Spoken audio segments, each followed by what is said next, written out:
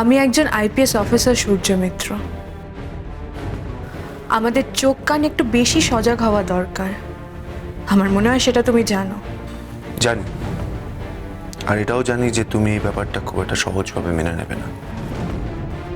মেনে নেওয়াও যায় না, স্বাভাবিক।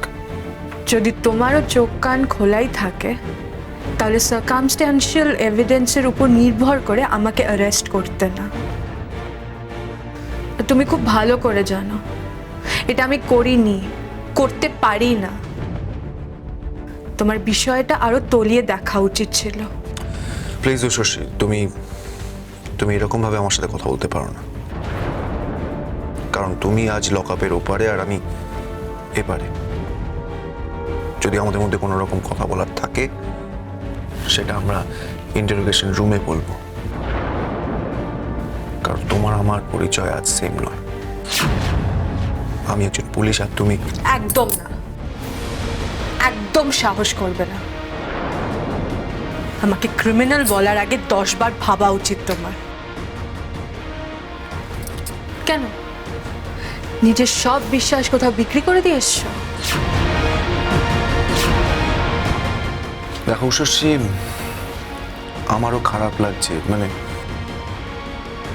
আমারও কষ্ট হচ্ছে যে আমাকে এই কাজটা করতে হয়েছে, but I am helpless.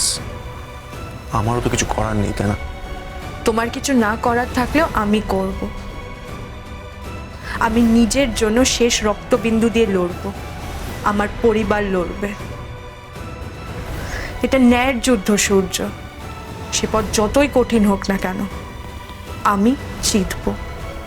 And it's a challenge.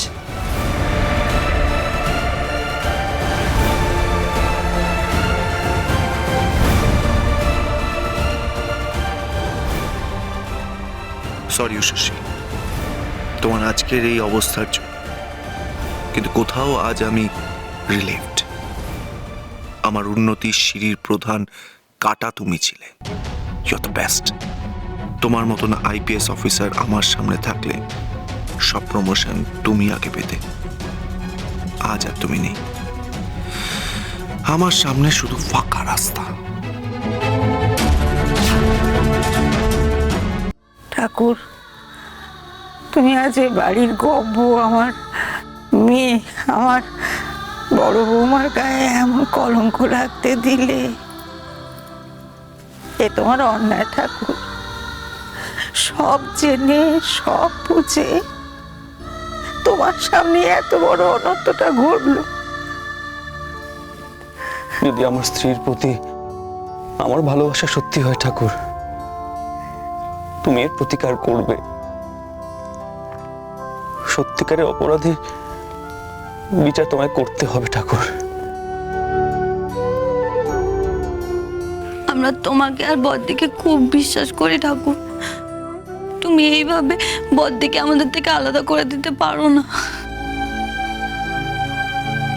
প্রদীপ জ্বলবে, জ্বলতেই থাকবে। তুমি জানো ওরা সব চেঁচিয়ে চেঁচিয়ে বলেছে, ওরাই সব করেছে।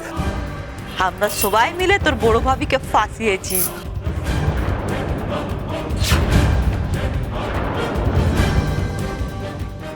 একে একে তোর চোখের সামনে তোর বউ, তোর ছেলে, ছেলের বউ, মেয়ে, সবাইকে খতম করে দেবো।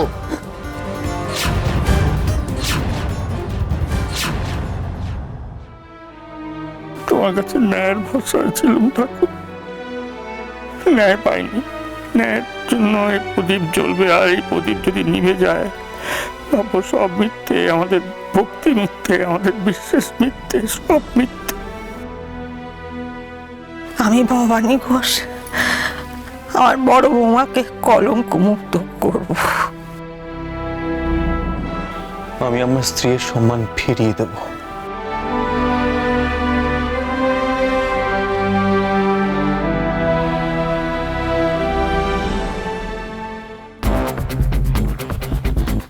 टाइम नहीं है मेरे पास, एकदम टाइम नहीं है। अब जल्दी से इस मुल्क को छोड़ना पड़ेगा डायना। তোমরা তো খালি জাসানি মানিয়ে যাচ্ছ। আরে আমার পরেশানি নিয়ে তোমাদের তো কোনো প্রবলেমই নেই, কোনো চিন্তাই নেই। আরে বাবা, তুমি আমার সঙ্গে দেখো এত ভয় পাচ্ছ কেন? দাঁড়াও, আগে কাল উষসীর কেসটা কোর্টে উঠুক, উষসী সাজা পাক, নিজের চোখে সেটা দেখি, তারপর। আমার গড়বড় লাগছে ডায়না, আমার হীরা জলদি সে वापस कराओ আর इधर से भागो। উষসী কিন্তু আমাদের এত সহজে ছাড়বে না। আমরা ওর যত ক্ষতি করব কিন্তু আমাদের তার থেকে অনেক বেশি ক্ষতি করবে, জান সে মেরে দেবে আমাদের। এবার সবাই অনেক অনেক বেশি শক্তি নিয়ে আমাদের উপর ঝাঁপাবে।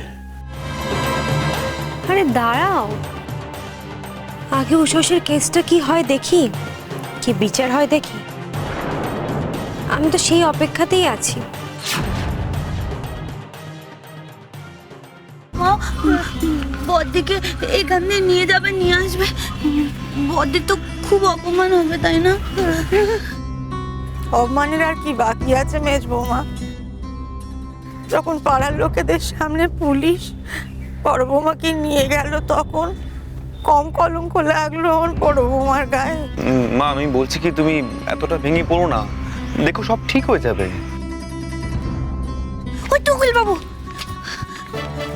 এখনই উষসীকে কোর্টে হাজির করা হবে। তবে আমার ভিতরে অবস্থা থেকে যা মনে হলো, কেসটা খুব কঠিন। ক্লোজ ডোর বিচার হবে, কাউকে ঢুকতে দেওয়া হবে না। চারিদিকে যা মিডিয়ার ভিড়, এতে কেউ কোনো এখনো ডিস্টার্বেন্স চায় না। মানে আমাদেরকেও ঢুকতে দেবে না? না, শুধু লয়ার, সাক্ষীরা আর ফোর্সের লোকেরা, আর কেউ না। ঠাকুর, তুই রক্ষে করো ওর মেয়েটাকে, দেখো ঠাকুর, তোমার প্রদীপ যেন জলে, নিতে দিও না ঠাকুর। বদ্দা, বদ্দি,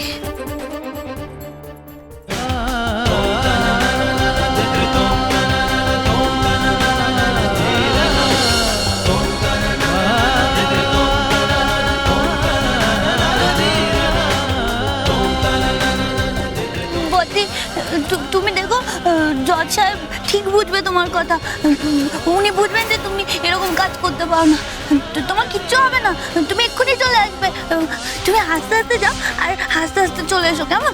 আমরা এখানেই আছি, কোনো কোনো ভয় নেই। বলছি যে উষসী, দেখো আমরা সবাই তোমার সাথে আছি, তুমি একদম চিন্তা করো না, কেমন?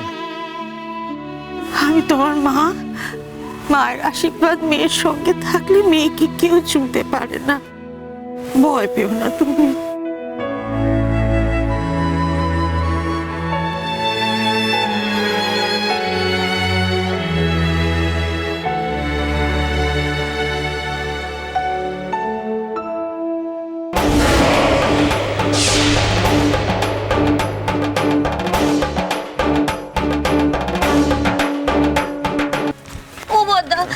বিচার কি হলো বদ্দা? আমার না হেভি চাপ হচ্ছে, কেরম করছে শরীরটা এবার। না না, অনেকক্ষণ তো কেসটা কোর্টে উঠে যাওয়ার কথা, কিছু বুঝতে পারছি না। ঠাকুর, আজ তোমার পরীক্ষা আর কারোর পরীক্ষা নয়, মান রেখো ঠাকুর।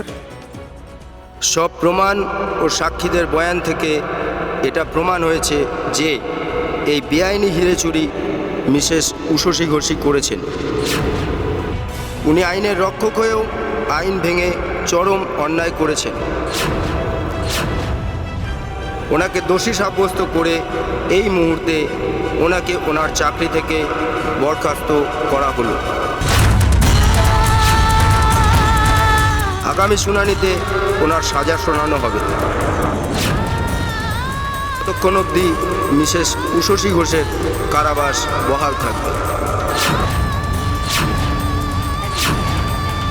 এই মুহূর্তে ওনাকে ওনার চাকরি থেকে বরখাস্ত করা হলো। উষসী ঘোষের কারাবাস বহাল থাকবে।